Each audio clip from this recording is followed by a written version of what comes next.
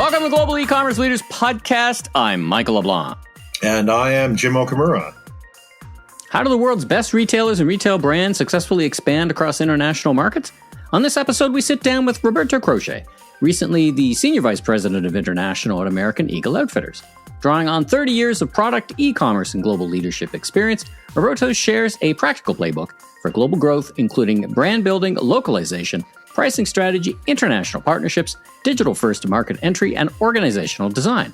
If you're looking to scale globally, this episode delivers invaluable insights from an experienced thought leader who's done it at the highest levels. Roberto, welcome to the Global E-commerce Leaders Podcast. How are you doing this morning? Excellent. Thanks for having me. Excited to touch on the topic that is near and dear to all of our hearts. Now, Roberto, where are we finding you today? I'm located in sunny Pittsburgh, Pennsylvania, nice. Western part of PA. Yeah, so beautiful day here in Pittsburgh. Spring is one of our best seasons. Very excited to dive in and have a good discussion with someone with such operating expertise. Jim, I think you two know each other quite well, right? Yeah, again, it's really, we're really happy to have you on here, Roberto. I want to give a special thank you for, being a senior advisor to the Global E-commerce Leaders Forum. And some of the topics we're going to be discussing, today are certainly near and dear to the Guelph community, as we've been hearing over the years, and something that, we've always liked to give you credit, Roberto, in terms of saying to us, several years ago that, well, a lot of the,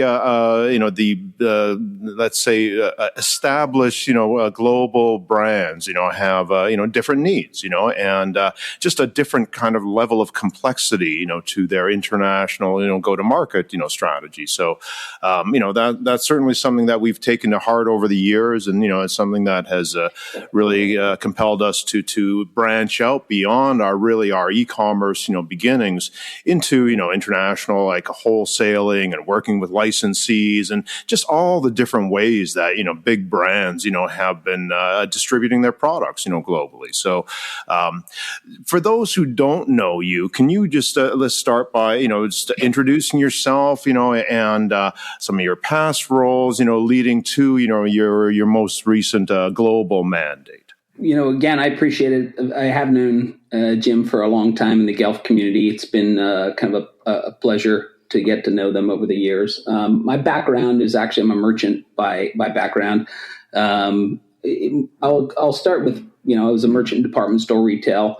Then I had my own business, and I came to American Eagle in 1995. So I just celebrated my 30th year, in November, and I left American Eagle in the end of January of 2026. But over that time period, I've had a number of different roles. Obviously, I was a merchant for the first 12 years of my career. I ran the women's business. I moved into e-commerce in 2008. I ran the e-commerce business for about 14 years, which was really interesting. The time of, shift from desktop to mobile to app, social to social commerce. So really interesting times. And then was able to move into a chief commercial role with a company we'd acquired called Quiet. And then most recently, I led global international for the company up until January. So as you reflect back 30 years, that's an amazing accomplishment in a number of different roles. But as you reflect back to your career so far, what are the big milestones? What jumps out at you as saying, boy, these were the greatest times during that particular journey, or even earlier? Yeah, I think I've been very fortunate in the roles that I've been able to take and to grow within one organization for that time frame was pretty special. I'm a brand person and I'm super passionate about the brand, but when you look back, I think the years of the mid 2000s for retail as a whole, but also for the brand that I work for, American Eagle, was incredible. So the growth really going from becoming a much more dominant brand in the U.S. and then starting to really establish ourselves globally at that point. The second piece I would say is actually moving into e-com, at a time where e-com was growing incredibly and changing incredibly quickly.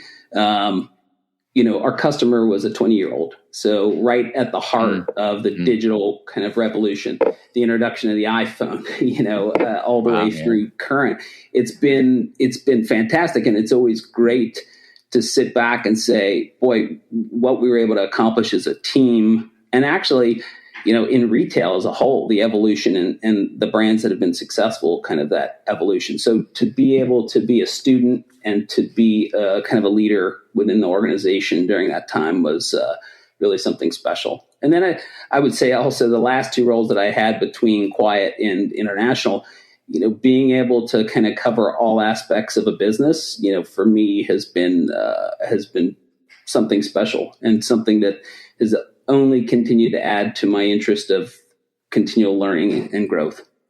Now, thinking about those years in international or global commerce, there would be people listening to this podcast that would perhaps aspire to a leadership or a role in that. What's your advice for people who are within you move from merchandising to operations to all kinds of different elements. What's your advice to people inside organizations who are looking for something different to do, looking for growth, and aspire to do some work in the international space? Yeah, I think there's a couple things. Being a student of the business, to me, is always critical. So, you have lots of resources within an organization, and it's really what I found was most people are super willing to open up to you and kind of bring you in if you want to learn something outside of your scope of current role. And as a merchant, I'd always thought about the end-to-end side of the business. So understanding the operational side and the impact that we had, even to, in the early days, we had a distribution center. And so when I go out to the distribution center, our president was very passionate about us touching the product and understanding it, but also talking to the folks who are on the ground. And so if you made a price change or you had to change tickets, the impact that it had to the business. So again, thinking about ways of kind of expanding your knowledge base across the entire portfolio of what you do as a company, I would say is really a critical opportunity there for anyone who's excited about that. I think the other thing is studying the competitive set, just understanding what's new and with your customer and what they're looking for continues to be something that is critical. But on the international front, I would say, one, do you know anything about another language or another culture or, global news, global business, global commerce? Again, thinking about ways of putting yourself into a place where you can expand not only your understanding of the business landscape, but also the culture and the customer that's on the ground. If you had to choose a language today, like if you were going to start your career in international today, what would be your preferred language to master? I'm a little bit biased because I grew up in a multilingual house. My family immigrated to the States. I was the only one born in the U.S. So I was very fortunate enough to have three languages spoken in my house. But I would say Spanish. If I were to think about kind of a critical language for the future, I think Spanish, having a language like Spanish, especially given the amount of Spanish speakers in the U.S., it's a very, very important language and will continue to be an important language for us as we grow. But again, to me, I think any language you wanted to take on or any culture you wanted to learn about, to me, would be an advantage. And it's less about the specific language and more about kind of just putting yourself in a situation. The curiosity, exactly. Right? Yeah. Yeah, and understanding a different culture and a different mindset and what things are similar and what things are different.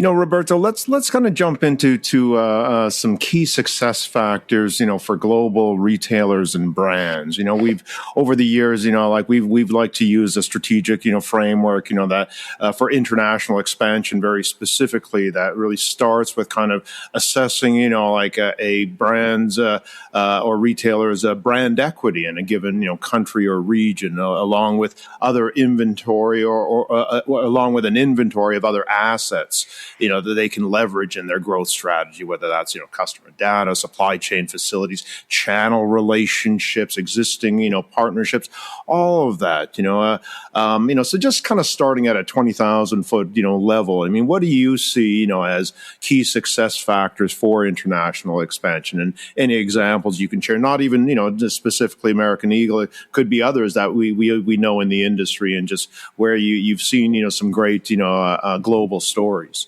It's a great question, because I think every company is at a different stage in their journey, and I think but some of the folks who've been really successful, these pillars hold true. And for me, the brand and the brand strength, brand recognition is paramount, right? So, are you a globally recognized brand? And if you're not, what do you need to do in order to build your brand globally? So to me, the power of the brand and how you show up is really important. I think clear product ownership and differentiation as a retailer, especially, what are you famous for? What do you do better than anyone else? And what's your brand positioning? And how is it going to be successful in that market? Because to me, it's no different than the US, right?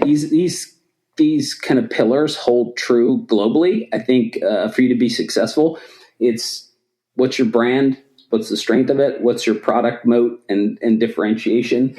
I think how are you relevant to your customer, right? How do you become relevant locally? Does the product resonate in that market in the same way? And then I think the business model that you have can also really have an impact on your ability to scale, both organizationally and also globally, right? Mm-hmm. Things like, are you going to go in as a digital first brand? Are you going to have stores on the ground? Are you going to be an omni-channel business? Do you want to own the business? Do you want to have partners on the ground? So to me, having a clear strategy, and again, your strategy can change and pivot, but having a focus and in a really thoughtful way of building and establishing kind of the foundation, to me is critical to success. And I think some of the most successful brands out there, whether you think of, global brand like Ralph Lauren or the Nikes of the world, and how their brand shows up, how the customer responds to their product, how that product is positioned in market is super relevant to any country that the customers are looking at that product or that brand. Roberto, when I had a portfolio of brands that I managed, we had a couple of metrics around these brands, particularly as we thought about expansion. One was prompted versus unprompted awareness, and others would be regard and recognition. I've heard of the brand, but I don't really know much about it, and I don't think much about it. It may not be, I think, bad of it. I just don't think of it at all. When you go to markets like that they've heard of the name, but they really didn't comprehend who you were. What are the different strategies that you would think about in international expansion by market, depending on how you fell on those matrices or that analysis? Brand awareness is a huge metric, and we definitely, in my past, were super sensitive to our brand recognition and a brand awareness, because I think that's kind of your bellwether, your barometer. But some of the things in order to be able to grow that brand awareness or build that, it goes back to me to the product, right? Like, because again, being recognized as a brand, what is the brand? What do you stand for? Right. How do you resonate? So to me, establishing the product kind of foundation, what you're famous for, what you want to be known for, and how it is relevant to that market becomes critical. And then really aligning all points around that. So things related to marketing, things related to your digital site, things related to how your store associates show up, how your customer service speaks to customers.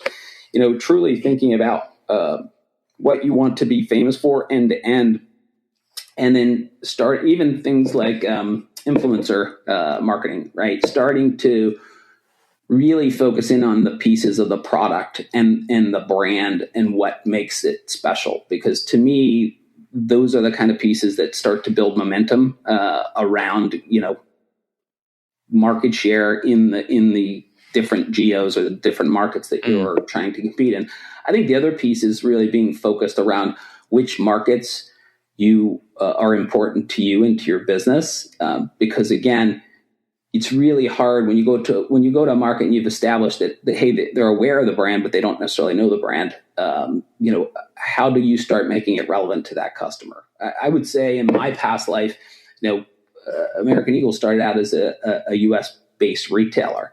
We were able to grow into Canada, which was a relatively straightforward market, but there were definitely nuances as an American brand to growing in Canada. Things about whether it's the product, how you speak to language, things like we've talked about this in the past, color versus color, and how you spell it in north of the border versus south of the border. Yeah. And again, even in Mexico, there was brand awareness, but not a good understanding necessarily probably for brand positioning. And that was one of the focuses, is kind of how we show up as a brand in that market and how we become relevant to those customers. And again, things like that we learned in e-commerce days, right? You had broader customer base that like darker washes or cleaner washes, things like that. So, if you want to be a dominant jeans brand in a market that is maybe fashion forward, how do you show up in that way? So you still show up as a jeans brand, but then you start to build equity from a product standpoint in a category where you're looking to compete. And very relevant, I think to what we've seen with a lot of global brands that they have this brand awareness, but they do have to work on really the brand understanding. What do you stand for? What are your values? What kind of product really backs up that brand promise, right? And I think that's a gap that in understanding that I think a lot of brands could be working on. Let's kind of just shift a little bit into another favorite topic, within kind of the branding, world, which is how do you manage brand integrity? And this has come up often at Guelph conferences, especially in cases where a brand is working with, an international partner, whether that be an international distributor or perhaps a master licensee in a region or country. And we know that it's not, easy to tell them how to manage your brand, day to day. But so often, we've heard things around, establishing, some kinds of guardrails or guiding, them to how they should be kind of treating your brand. How have you, what have you found to be effective, Roberto? It's a great question, because I think it's the partnership aspect of this is critical. To me, it doesn't, and again, I don't think this is just true with international. I actually think this is very true in the US. If you think about the partners that you work with on a regular basis, is you have to be considered a part of your team. You have to operate with them as if they were a part of your team. Now, they may take more accountability and responsibility, but again, things like communication, training, tools that you have to be able to leverage. So again, they feel as connected to the brand as any other part of your organization, to me, is critical for the success of any partner. So I do think setting up guardrails is really important. That starts actually way back with where you want to position yourself and who you're vetting as a partner in a local market. But then once because once you're with a partner, they're incented to do the same thing, which is grow the business at the end of the day and build the brand. And so, how you do that together becomes critical. And I think I've found the best way to be successful, or at least the way to continue to show up in the right way, is to make sure that you're giving your partners the exact same tools as you would any of your stores or any of your associates anywhere in the world. And I think the other thing is you need to be on the ground. You need to be their partner consistently, whether it's, the business partners directly related, having merchants go to the local market, having, training and development teams, thinking about customer support and how that shows up and how you're sharing that information with your partners on the ground. And it just depends, what the setup is. Are they omni-channel, or are they, just brick and mortar, right? And how that experience is. How do you share best practices with your partners on the ground? So again, to me, that's always been the way I found it to be the most successful. Look, you're always going to find it's no different than if it was your own business and you had a team on the ground operating independently, right? It's much more connected. But to me, you've got a partner and you're treating them as your extension of the brand on the ground.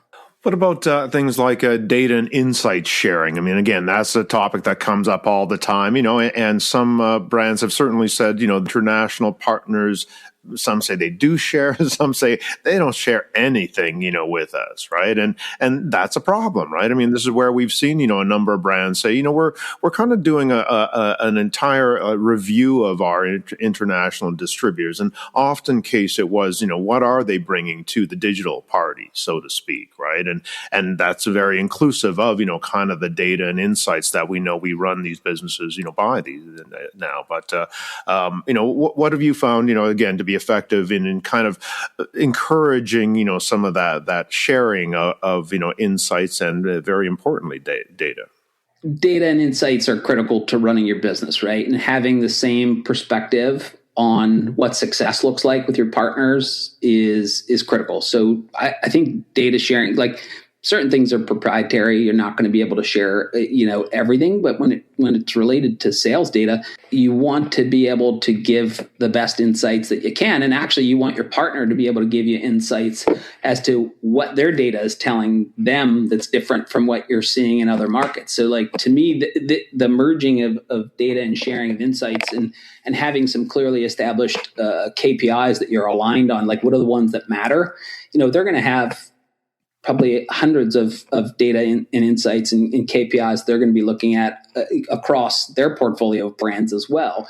But at the end of the day, to me, customer acquisition is a really important metric, right? If you're looking to grow your business, understanding your customer base and how it's growing globally becomes really important. And what are the most effective tactics that you're seeing, in other markets, and how does that relate to the local market, right? And what are they doing in order to be able to do that? How do you grow basket size, right? What are some of the things you've learned with being able to upsell customers or cross-sell or outfit? And how does that translate to another market? Because again, I think that's the other piece when I think about data and insights.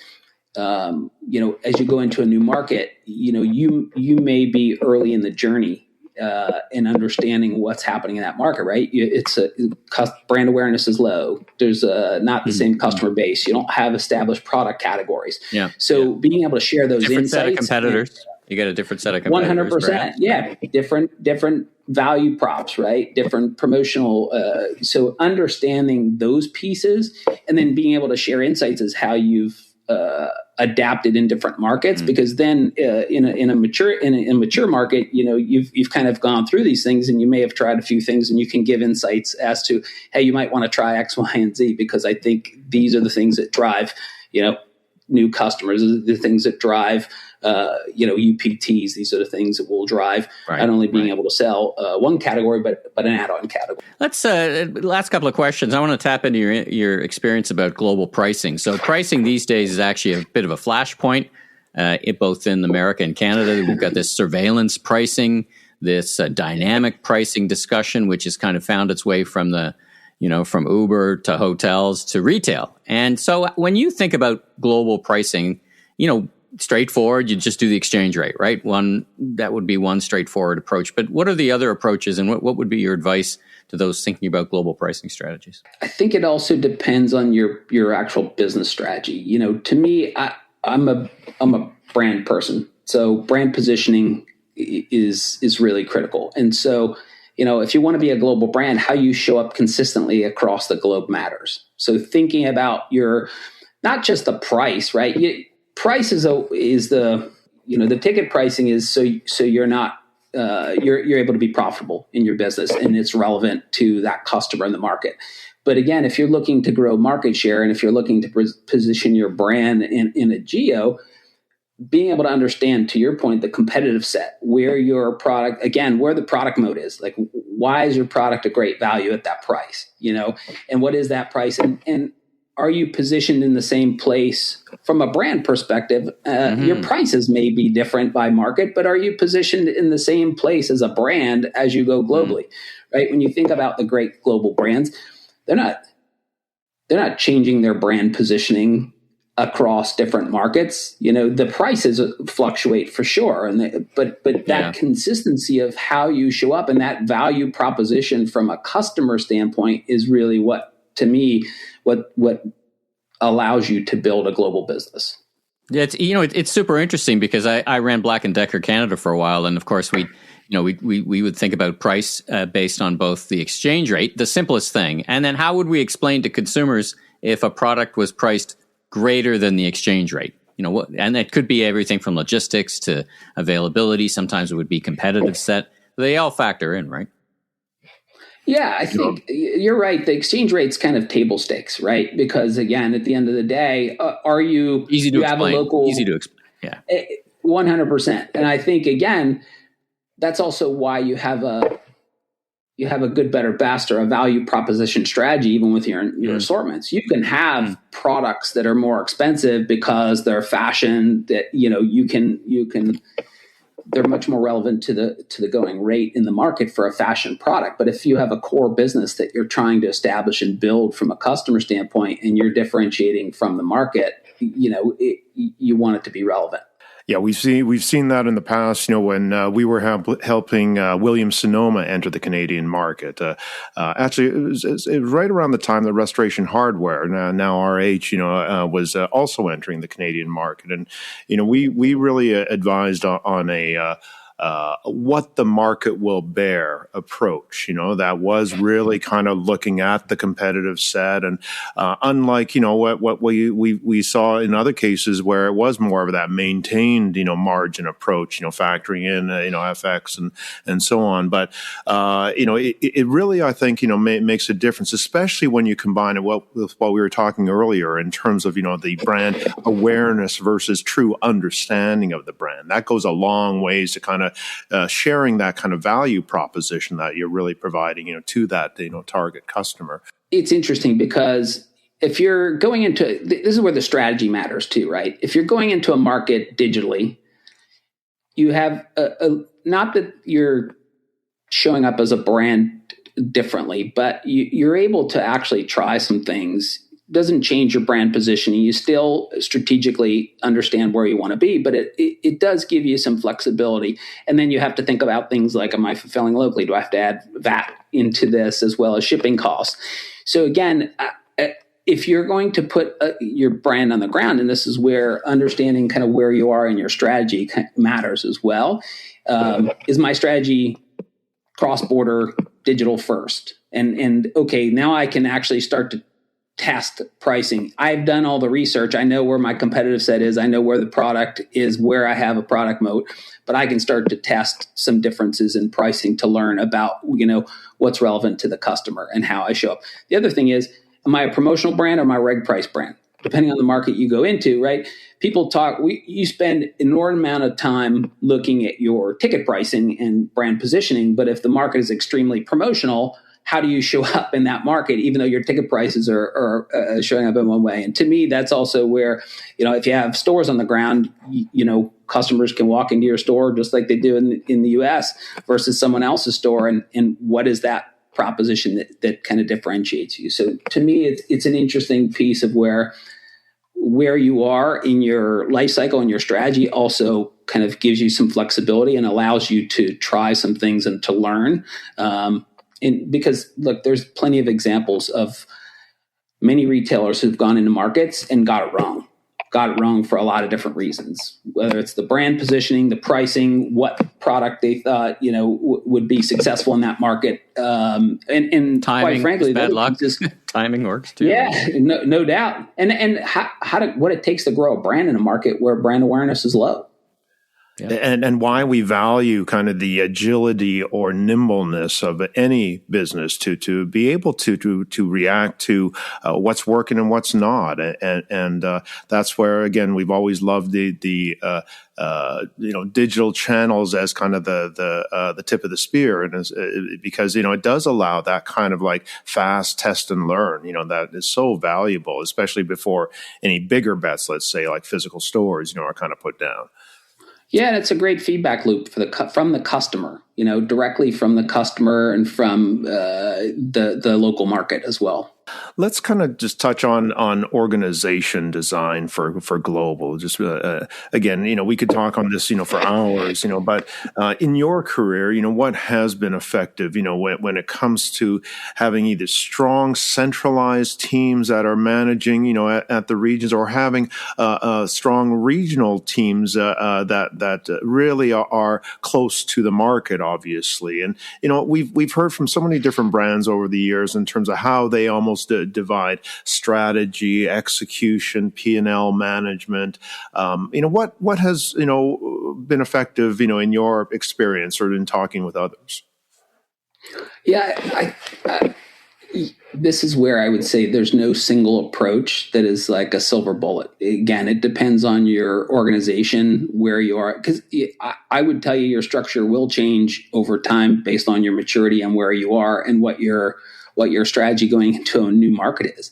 I am always a believer that, if you think about a retailer, the core product is global, right? You create a global product offering now that you can differentiate by market. There is definitely no question in my mind. And I think this is where different companies have taken different tacks. Like, I'm not talking about actual sourcing or making of product. I'm talking about like the design creation of product. So it depends, again, what category of product or business you're in.